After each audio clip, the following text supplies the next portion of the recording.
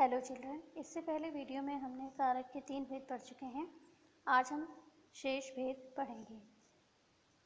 इसके लिए सबसे चौथे नंबर का जो कारक है वो है आपका संप्रदान कारक। संप्रदान कारक की विभक्ति होती है के लिए या को। तो कर्ता द्वारा जिसके लिए कुछ किया जाए या कुछ दिया जाए उसे हम संप्रदान कारक कहते हैं। जैसे कि माँ बच्चे के लिए दूध लाती है, यज्ञ के लिए लकड़ियाँ लाओ। तो के लिए शब्द यहाँ पे क्या है, देने के भाव में आया है, यानी यज्ञ के लिए लकड़ियाँ देनी है और बच्चे को दूध देना है। कर्म कारक और संप्रदान कारक में दोनों में विभक्तियों में को आता है। जरा ध्यान देना, यहाँ पे दोनों विभक्तियों में को आता है, लेकिन दोनों में अंतर क्या है।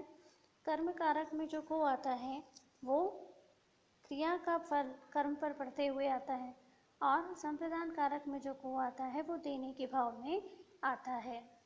ठीक है, जैसे उदाहरण देखिए, सोहन श्याम को मारता है और माता ने बच्चे को बुलाया। इन दोनों में क्रिया का प्रभाव सीधे कर्म पर पड़ रहा है, इसलिए यहाँ कर्म कारक है।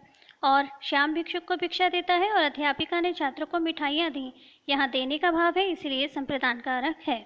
संप्रदान कारक के इस प्रकार से कुछ नियम भी होते हैं। जैसे सबसे पहला नियम तो हमने पढ़ा है अभी कि देने के भाव में जब को और के लिए का प्रयोग किया जाता है तो संप्रदान कारक होता है। दूसरा, अवधि बताने के लिए भी संप्रदान कारक का प्रयोग किया जाता है। जैसे 2 माह के लिए सिंगापुर जाऊंगी, मुझे 3 दिन के लिए तुम्हारी कार चाहिए, तो 3 दिन और 2 माह अवधि बताने के लिए का प्रयोग किया गया है, तो यहाँ पे ये संप्रदान कारक का ही एक रूप है। इसके अलावा चाहिए शब्द के साथ भी संप्रदान कारक का प्रयोग किया जाता है। जैसे जलाने के लिए लकड़ियाँ चाहिए, बच्चे के लिए दूध चाहिए, तो ये क्या है, ये भी संप्रदान कारक है। तो स्पष्ट हो गया कि के लिए और को विभक्ति के साथ संप्रदान कारक का प्रयोग किया जाता है। ये दोनों संप्रदान कारक की विभक्तियां हैं। अब है अपादान कारक। अपादान कारक क्या होता है? अपादान कारक जहाँ संज्ञा और सर्वनाम के जिस रूप से अलग होने का भाव प्रकट होता है उसे हम अपादान कारक कहते हैं। जैसे पेड़ से पत्ता गिरता है, अब पेड़ से पत्ते के अलग होने का भाव है, अतः यहाँ पे अपादान कारक है। इसके अलावा डरने के भाव में, निकलने के भाव में या तुलना के भाव में भी अपादान कारक का प्रयोग किया जाता है। जैसे वह शेर से डरता है, डरने का भाव है तो यहाँ अपादान कारक है से। और इसी प्रकार से कृष्ण चिन्मय से छोटा है, यहाँ पे तुलना का भाव है तो यहाँ पर भी अपादान कारक है। ठीक है, तो इस प्रकार से करण कारक और अपादान कारक दोनों की विभक्तियाँ से होती हैं, किंतु दोनों में ही अंतर है। अंतर क्या है? करण कारक का जो से होता है, करण कारक की विभक्ति से, इसका प्रयोग साधन के अर्थ में किया जाता है। ठीक है, जिसे किसके द्वारा प्रश्न करके पहचाना जा सकता है, कहाँ से, किस से।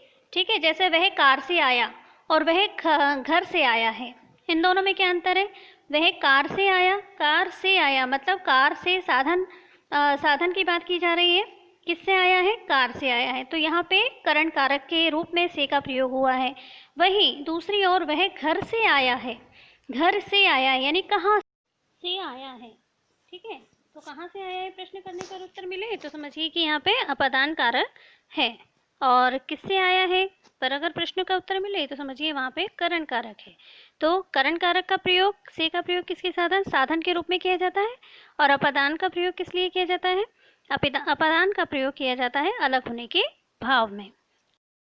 अब है आपका संबंध कारक। संज्ञा या सर्वनाम के जिस रूप से किसी अन्य शब्द के साथ संबंध या लगाव प्रतीत होता है उसे संबंध कारक कहते हैं। यानी सीधे सीधे शब्दों में संबंध बताने वाले विभक्ति चिन्ह संबंध कारक को प्रदर्शित करते हैं। जैसे गीता सोहन की बहन है, अब यहाँ पे की क्या है? विभक्ति चिन्ह है, तो जो कि गीता का सोहन से संबंध बता रहा है।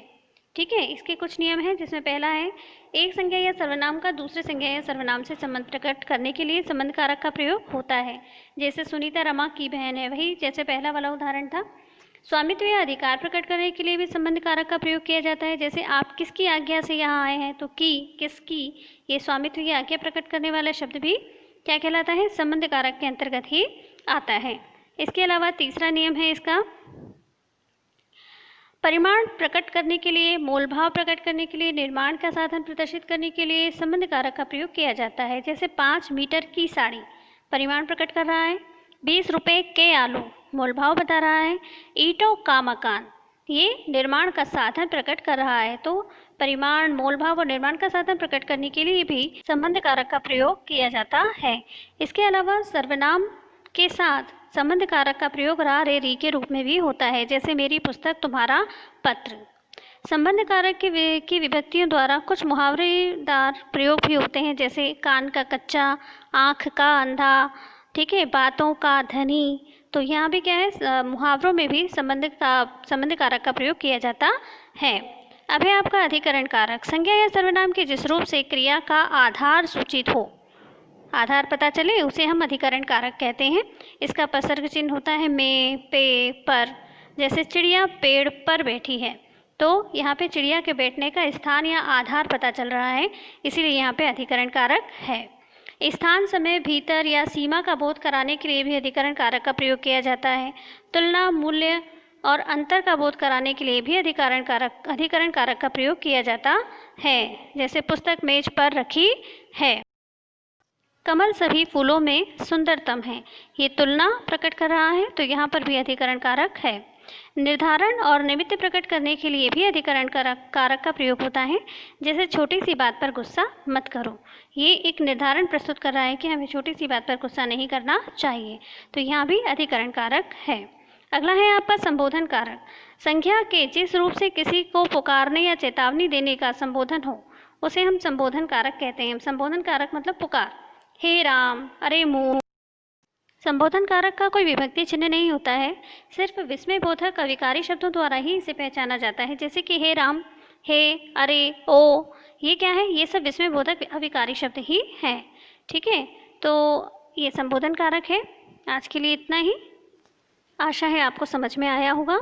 अगले वीडियो में हम इस चैप्टर के प्रश्नोत्तर करेंगे।